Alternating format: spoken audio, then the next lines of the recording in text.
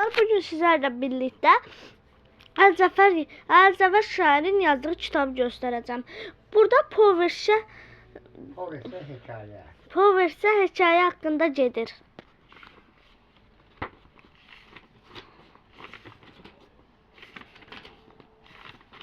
Yəqin ki, bu kitabı bilirsiniz. Mən bunun dalın zadını göstərəcəyəm. Sizə şairin özünü göstərim. Şairin özü.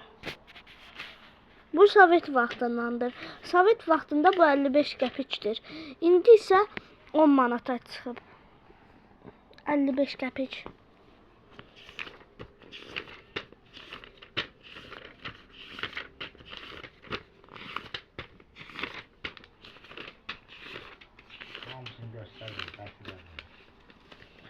Sizə yarısını göstərdim. Part 2-də bu qalınlıqdakını göstərəcəm. 3-də isə qalanlarını göstərəcəyəm.